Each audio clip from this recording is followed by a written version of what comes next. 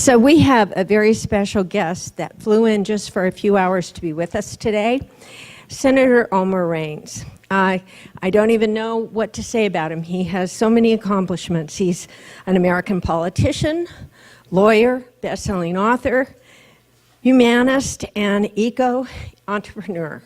And he has not only made amazing changes in the world, but in his own life, because he was struck with an aneurysm and a stroke that left him totally paralyzed and unable to do anything. And he's recovered from that to come out and change the world. Omer?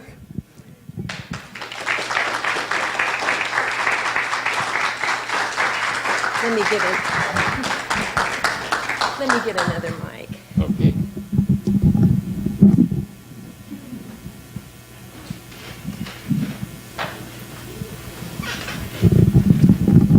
Okay, I'm just going to show you a couple of slides. This is Omer receiving an award in India for the work that he has done there that people like Gandhi have received. I mean, the highest people, as far as honors, have received this award, where they actually have a lifestyle statue of him in this wonderful garden. This is a ceremony celebrating that wonderful event. And this, Omer is going to speak to a little bit more, but this started out as a little shack with no electricity as a learning center and reading center that Omer developed with some of the associations that he works with. It's now a university. So,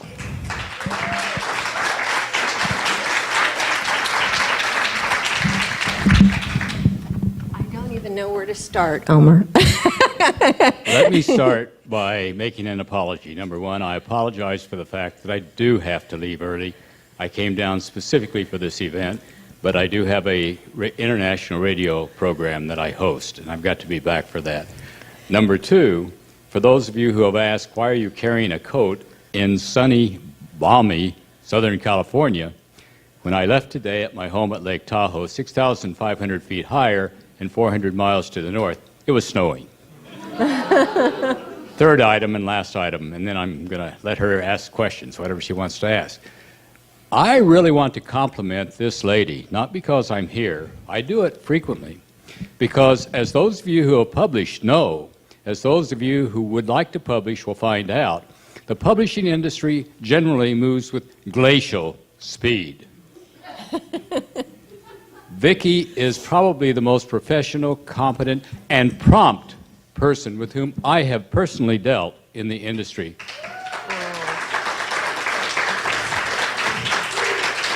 And I fully intend soon, probably in November, my schedule permitting, and her schedule permitting, to have her as a guest on my international radio program. It does go to Europe, to Latin America, to Asia, as well as all over the United States. So, the floor is yours. Fabulous, thank you. That's such a compliment, especially coming from you. I wanted to ask you, Omer, after recovering this miraculous recovery, after your aneurysm and stroke, how did you develop the passion and purpose that you have in life for all of the unbelievable charitable actions that you're creating all over the world? Well, the recovery I made is chronicled in this book, Back to the Summit, How One Man Defied Death and Paralysis to Again Lead a Full Life of Service to Others. It's now been, by the way, republished, not only in the United States in its second edition, but also in other countries, most recently Bengali, Hindi, Punjabi, and Urdu in Asia. But when I made my recovery, had the ability to recollect, which the doctors could not understand, to this day it defies medical explanation, had the ability somehow to communicate. But when I was carried home on a gurney in a paralytic state, was told I would never walk again. And within a year, I was playing tennis and skiing and things. And it does defy medical explanation to this day, and I'm blessed. And so at that point in time, I decided I would dedicate my life to helping others, absolutely, full time, because I didn't know how long I had, but I wanted to give back to the extent I could. Oh, that's so beautiful. And have you ever done that? So I wanted to share a little bit of an email that Omer sent me when he first found out that he was going to be honored in India. He said that the government of India will unveil a full life-size statue of me alongside statues of Buddha, Gandhi, Jesus, and the Dalai Lama. Not bad company to keep. But what I really love about this man, in addition to all the wonderful things that he does for the world, he has tremendous humility. So needless to say, to be linked to such historical and spiritual people is the most humbling experience of my life. So tell us a little bit about that. Well, I began doing work in Nepal, and I had a background there in mountaineering, trekking, climbing expeditions. And became international chair of an organization known as READ Global. READ is an acronym for Rural Education and Development. And we were building libraries and economic development projects, women's empowerment centers, only in rural and remote parts of Nepal. High in the Himalayas, down in the Terai, lowland near India, north, south, east, west. We got up to about 50 in number when we gained the attention of the Bill and Melinda Gates Foundation, because we were doing sustainability, and that is the key word when it comes to nonprofit, non-governmental work. And they gave us an award called the Access to Learning Award. Along with it, some money, which to us was huge. To them, it was fairly insignificant compared to those they ordinarily provide for health matters. And yet there was a condition. Number one, that we go into another country the following year, and yet another country the year thereafter. So we decided to do the 800-pound gorilla, and we went into India, and thereafter Bhutan. So it's in India where this building occurred. It was the first project in India. Wasn't expected to be like that, but anyway.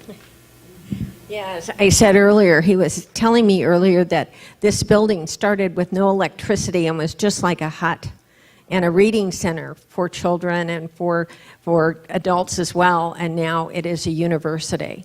And so it just goes to show how much you can do if you get your story out. Now, it's not that Senator Raines wasn't well known before he wrote his book, but it's interesting because you met Rick Frischman this morning. Rick published the book. We took it to bestseller, and now it's been translated into 2 really substantial languages. So it's incredible that his story can inspire people all over the world, not just us who are lucky enough to have him with us. So I would like to say something about where this building is located. yes, please. When we went into India, I first hired an executive director and one other employee of READ India. We have READ Nepal, READ India, READ Bhutan. But thereafter, established a board of trustees as well for oversight.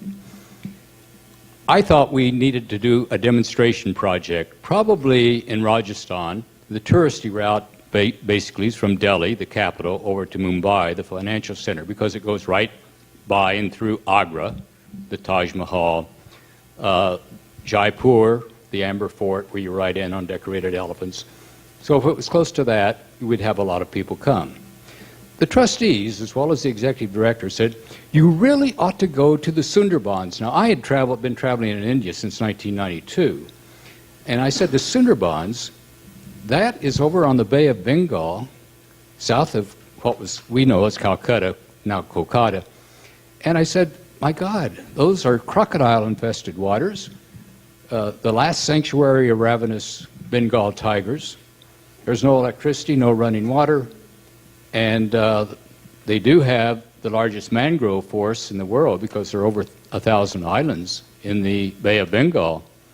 And I thought, well, that's an inhospitable place. It's very difficult to get to. They said, well, please go. I did, and there I met a man named Kapalanda Mandal, a man who truly walks in the shoes of Gandhi. And they presented me with a business plan. We had a formula when villages ask us to come and help, the formula was simple. We will build a library for you. We will train a librarian staff. We will provide a minimum of 5,000 books in whatever language you wish.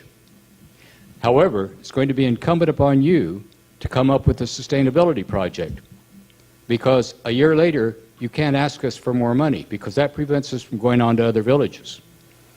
And thus, and they were very creative and very good in all of our projects about coming up with something that might work. However, when I said we need to see a business plan, their eyes would glaze over. They'd never heard the concept. We would help them with that regard. And you've got to do it in concert with your project, in concert with our work as the library and literacy center. And here I met a man who not only presented a true business plan, first time I'd ever had that happen, but a model of a building which astonished me. It was 2 stories in height. It was really long. And I said, you know, we build modest little 1, sometimes 2-story, usually wooden structures, you know, high in the Himalayas. How would you do this? I mean, you have no contractors, you have no architects. And they said, give us a chance. And I was inspired by what they set out to do because it was so ambitious. And I was especially inspired by this man, Kapalanda Mandal, who I hope I have time to tell you a bit about. But in any event, I decided that, okay, I will do the following. I don't believe you can do this. I do not believe it. But I will pledge to come here every year to monitor any progress you've made. So that was late 2006. In 2007, I came and I laid the foundation stones, and quite a few bricks, actually, because I, in high school, did that. And every time I came back, wonderful things had been happening. And they began to have scores, and I mean scores of people from other villages walking. There was only 1 motorized vehicle in the entire region. People would walk there from a long distance away to utilize the services of the library and the attendant facilities that we had. Their business project, a solar panel on one side of this building, a honeybee processing plant on the other, and upstairs on the 2nd floor was a tailoring program for women. And they had started an entity called VSSU. I won't give you the entire name because it's very, very long, but it has to do with Vivekananda, the great Swami. And they were doing microfinance, microcredit work, similar to what Muhammad Yunus, the Nobel Peace Prize winner, was doing in Bangladesh and elsewhere. There are now over 10,000 of those programs in the world. And VSSU has turned out to be one of the best. And it's amazing, as a result of this building and the people coming, it got the attention of the world, and I mean that literally, including the United Nations. So in 2012, the International Brotherhood Conference was not held in New York City, it was not held in Geneva, Paris, or London. No, it was held in a small village of about 2,000 people in the Sundarbans area of India on the Bay of Bengal. There were over 50 countries represented. There are no hotels, no restaurants, so those who came from other countries, consul generals or ambassadors, would go back to Calcutta, which is about 4 hours away by car, for the night, or sometimes they were in and out one day. But I stayed there the entire 10 days. I participated in all 10 of the panel discussions and seminars that focused on the millennial goals of the United Nations: alleviation of poverty, empowerment of women, protection of the environment, provision of adequate health care, and so on and so forth. And a lot of academicians had come from around the world. They had heard of this small village, this very tiny village that was spreading its tentacles. And by the way, today it works in 710 villages, impoverished villages in India. And the reason this building became so important is that it was the kickstart of so much that happened thereafter: a home for orphans and destitute children, the inspirational garden about which Viki referred, all sorts of economic development projects, a fishery canal, huge, that was dug by the children of the village, the children, so that people now can come and catch fish, not in the crocodile-infested waters, but in this large canal where good fish have been planted. People pay what they can. If they can't afford to pay, they don't. And I could go on and on. And the inspirational leader is this man named Kapalanda Mondo. I will say the following. In 2013, the year after the International Brotherhood Conference, the United Nations invited Mr. Mondal to come to the United States, and he did. He addressed the United Nations. He was given a special consultative status in the United States, in the United Nations for community development, empowerment of women, creation of jobs, community planning, and so on and so forth. Thereafter, he spoke to Harvard, MIT, University of Chicago, University of Worcester in Ohio, Purdue, Northwestern, and certain other colleges, including one in the western United States. I brought him west, and he spoke at Sierra Nevada College at Lake Tahoe. And he was my guest for 4 days. He's a man who does, in fact, walk in the shoes of Gandhi. And he is now an international Ashoka Fellow, and there aren't many in the world because of his deeds. So, yes, I've been greatly honored, and I don't really deserve it. A man named Kapalanda Mondal, VSSU, the program that he inspired and led, and the village of Ulan deserve the credit for my accomplishments, which, you know, I am so humbled. And I was speechless and dumbfounded when they invited me, and they said they wanted to unveil it on the occasion of my 75th birthday, which was September 25. And I don't know what to say. I mean, accompanied by a lot of members of my family and others, I went there, and we were greeted by garlands and flowers, and then songs and dances and hoisting of the United States flag as well as the Indian flag and the national anthems of each, and inside lots of gifts being conveyed and speeches made.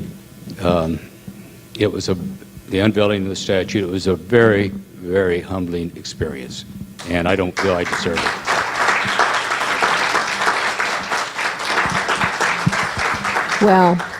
Well, we feel you deserve it and more.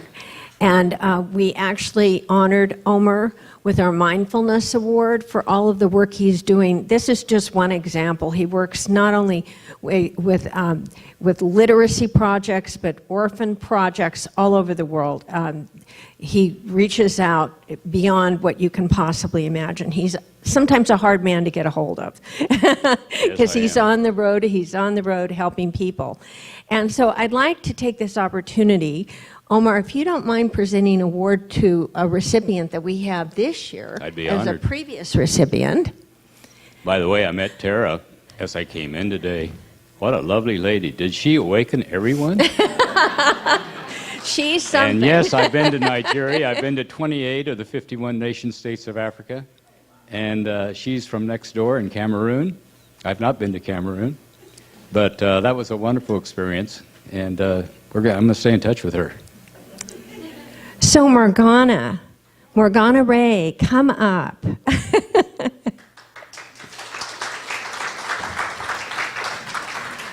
This is our Mindfulness Awards for this year. Morgana's our first recipient, and I'll let you do the honors. The reason we honored Morgana is because she's done so much work for women's rights, and particularly in the area of finance, she's probably educated more women collectively than all the other motivational people in the world. So, congratulations, Morgana.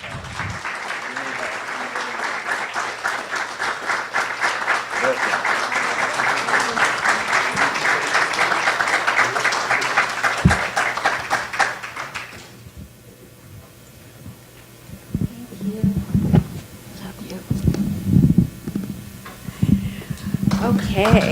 So, Omer, what do you think about giving away one of your books? I just happen to have one.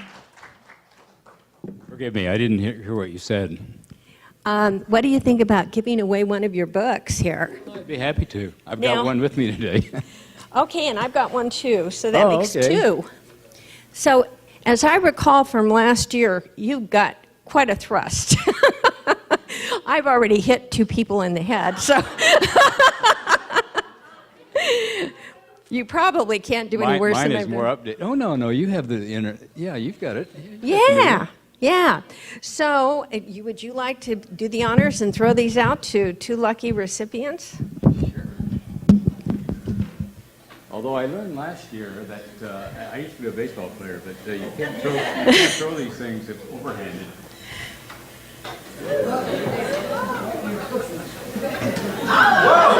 Oh, we better.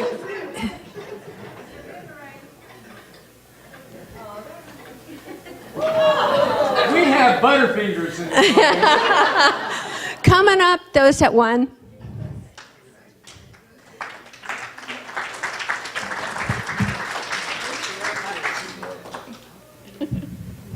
Come give me a hug. I'm a huggy feely touchy California. Get a picture real quick. Sorry. No, you first. Get a picture. All right. Thank you.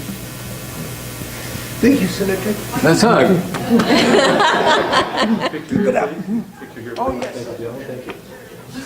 Thank you. Thank you. Good luck to you. Okay, and we have one more because you just got here, but we've got a puzzle, and there are some missing pieces to the puzzle, and those that actually get the right pieces get a place in our next best-selling journal. So why don't you throw that out? This is a little mariachi duck to celebrate our 2017 EIPPY Book Awards in Mexico. So throw that out, and we'll get someone up to get a puzzle piece. Oh! Come on up. She can pick a puzzle piece out of that. But do I give her a piece of Yeah, puzzle? just let her pick one. Okay. Okay, now choose well.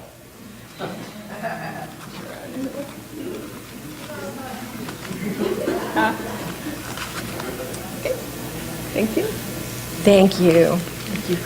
Give me a hug.